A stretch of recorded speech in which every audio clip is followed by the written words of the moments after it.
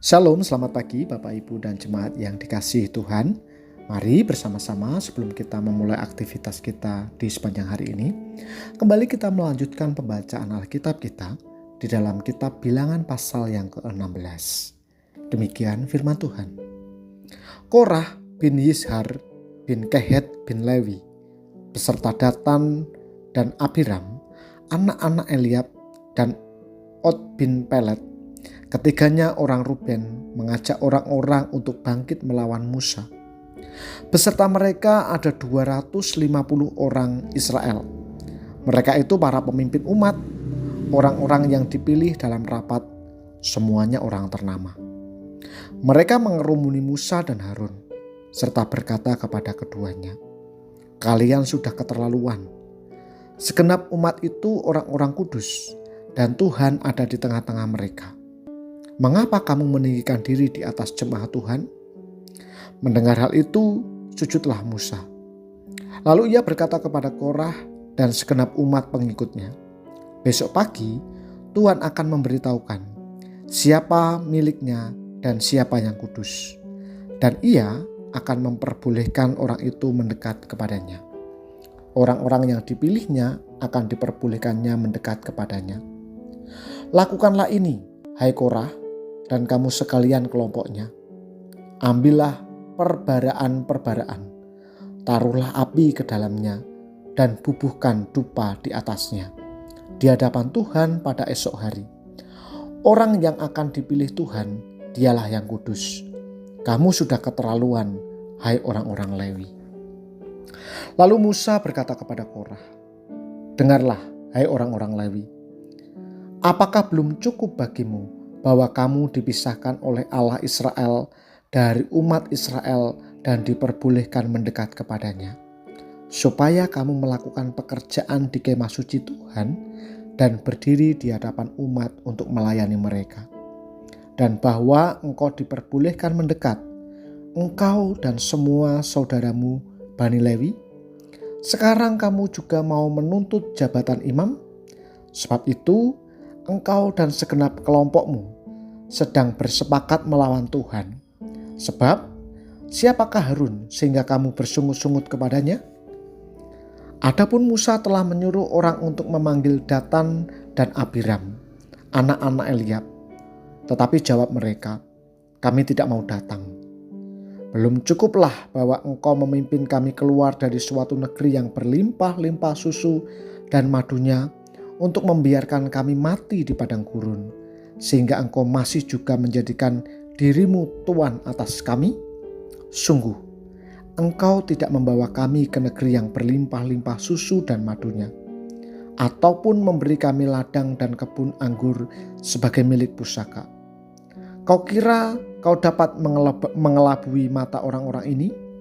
Kami tidak mau datang."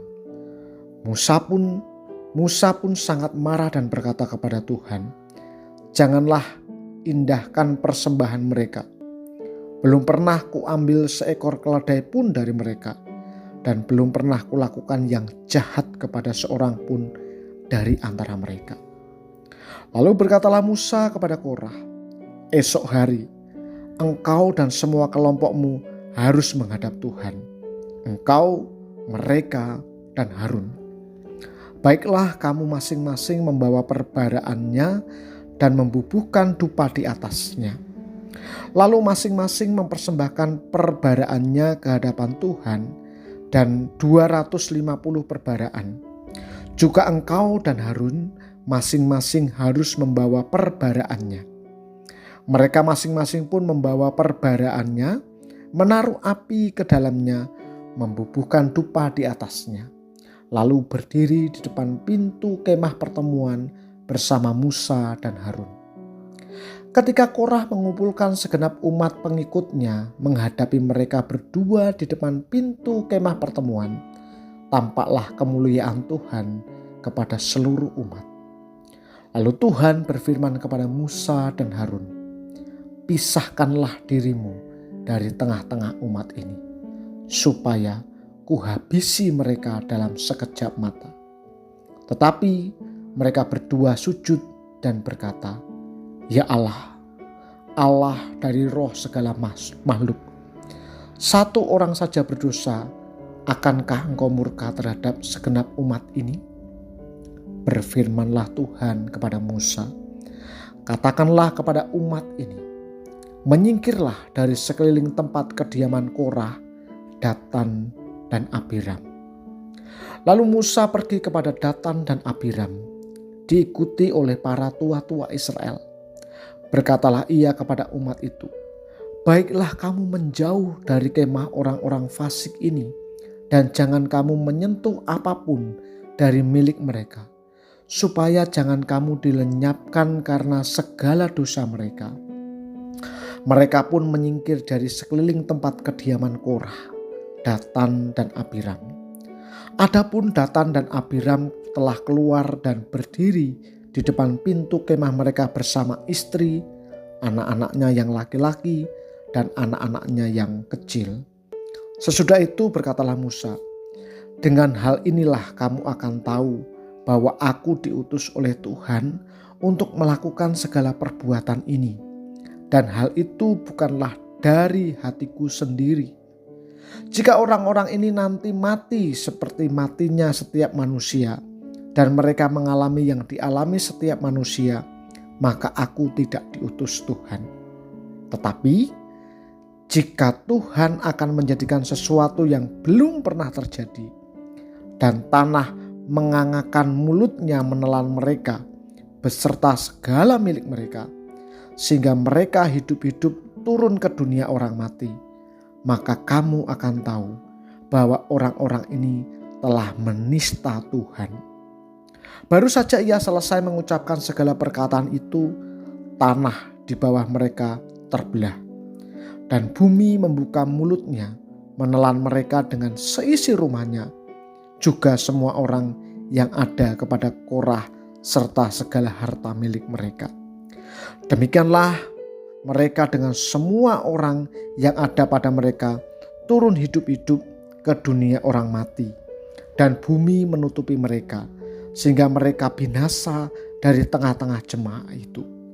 Dan semua orang Israel yang di sekeliling mereka berlarian mendengar teriak mereka, sebab kata mereka, jangan-jangan bumi menelan kami juga. Lagi keluarlah api berasal dari Tuhan, lalu memakan habis ke-250 orang yang mempersembahkan dupa itu. Tuhan berfirman kepada Musa, katakanlah kepada Eliezer, anak Imam Harun, supaya ia mengangkat perbaraan-perbaraan dari antara kebakaran itu dan menghamburkan api itu jauh-jauh, karena semuanya itu kudus. Kemudian perbaraan orang-orang berdosa yang telah membayarkan nyawanya itu harus ditempa menjadi lempengan pelapis mezbah. Sebab ketika dibawa ke hadapan Tuhan oleh orang-orang itu, semuanya itu menjadi kudus. Hal itu menjadi tanda bagi orang Israel. Imam Eliezer lalu mengambil perbaraan tambahan tembaga yang telah dibawa oleh orang-orang yang terbakar itu dan menempannya menjadi pelapis mezbah. Hal itu menjadi peringatan bagi orang Israel supaya jangan tampil orang awam yang bukan dari keturunan Harun untuk membakar dupa di hadapan Tuhan. Dan jangan ia menjadi seperti Korah dan kumpulannya, seperti yang difirmankan Tuhan kepadanya dengan perantaraan Musa. Tetapi pada keesokan harinya bersungut-sungutlah segenap umat Israel kepada Musa dan Harun. Kata mereka, kamu telah membunuh umat Tuhan. Ketika umat itu berkumpul melawan Musa dan Harun dan memalingkan mukanya ke arah kemah pertemuan, kelihatanlah awan itu menutupinya dan tampaklah kemuliaan Tuhan. Lalu pergilah Musa dan Harun ke depan kemah pertemuan. Berfirmanlah Tuhan kepada Musa, pergilah dari tengah-tengah umat ini, supaya kuhancurkan mereka dalam sekejap mata. Lalu sujudlah mereka. Berkatalah Musa kepada Harun, ambillah perbaraan, taruhlah api ke dalamnya dari atas mezbah dan bubuhkanlah dupa. Pergilah segera kepada umat itu dan adakanlah pendamaian bagi mereka. Sebab murka Tuhan berkobar dan tulah sedang mulai. Harun pun mengambil perbaraan seperti yang dikatakan Musa dan berlari ke tengah-tengah jemaah itu. Tampaklah tulah telah mulai di antara bangsa itu. Ia lalu membubuhkan dupa dan mengadakan pendamaian bagi bangsa itu. Ketika ia berdiri di antara orang-orang mati dan orang-orang hidup, berhentilah tulah itu. Dan mereka yang mati kena tulah itu ada 14.700 orang banyaknya. Belum terhitung orang-orang yang mati karena perkara Korah. Ketika Harun kembali kepada Musa di pintu kemah pertemuan, tulah itu telah berhenti. Bapak, Ibu, dan saudara yang terkasih dalam nama Tuhan, pemberontakan yang dipimpin oleh Korah, Datan, dan Abiram terhadap kepemimpinan Musa sangatlah jahat di mata Tuhan. Ada dua motif utama di baliknya. Alasan pemberontakan Korah dan 250 pemimpin umat terdengar begitu rohani. Mereka menilai Musa telah meninggikan diri di atas jemaat Tuhan. Padahal mereka sebenarnya iri hati. Korah tergolong Bani Kehet yang merupakan golongan tersendiri di antara Bani Lewi. Ia memegang jabatan pengurus perabot kemah pertemuan. Bapak Ibu bisa membaca Bilangan 4 ayat 1-20. Namun, ia tidak puas dengan kedudukan itu. Ia ingin menduduki jabatan imam seperti Harun. Bapak Ibu bisa melihat dalam Bilangan 16 ayat 10. Padahal, baik Musa maupun Harun menjadi pemimpin umat bukan atas kemauan mereka sendiri. Sebaliknya, karena dipilih Tuhan.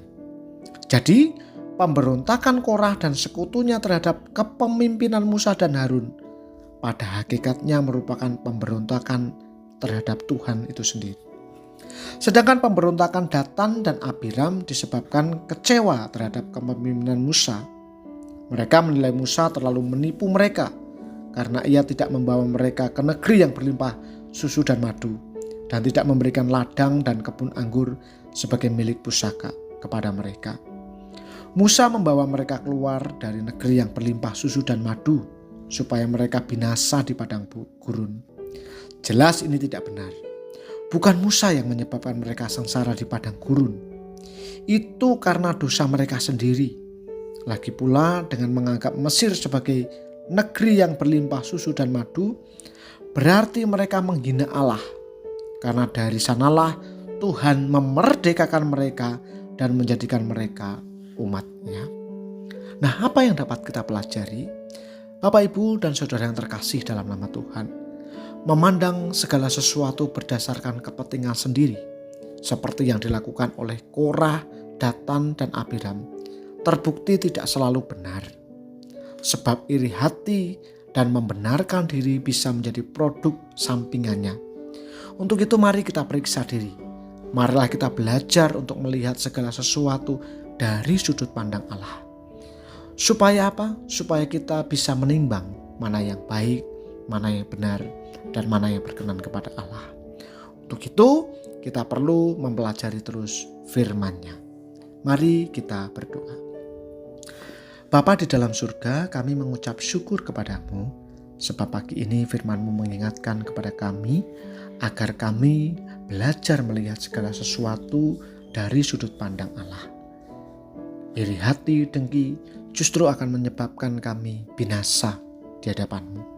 Bapa, pada pagi hari ini, sebelum kami merangkah keluar, kami mau menyerahkan tubuh, jiwa, dan roh kami ke dalam tangan kuasa-Mu. Tuhan memberkati kami, agar sepanjang hari ini kami hidup dalam kasih dan pemeliharaan-Mu. Kami berdoa untuk umat Tuhan di GKMI Salatiga maupun di cabang-cabang yang sedang sakit, baik di rumah maupun di rumah sakit. Tuhan rawat, Tuhan pelihara, demikian juga keluarga yang mendampingi. Tuhan berikan kasih sayang dan kesabaran kepada mereka. Kami berdoa untuk anak-anak yang masih studi, Tuhan berikan mereka hikmat, kekuatan, dan kebijaksanaan, agar mereka dipimpin Tuhan menuju masa depan yang terbaik. Terima kasih Tuhan, kami sambut hari ini dengan penuh ucapan syukur, dan biarlah hidup kami berkenan kepada Tuhan. Demi Kristus kami berdoa. Amin. Selamat beraktivitas. Tuhan Yesus memberkati.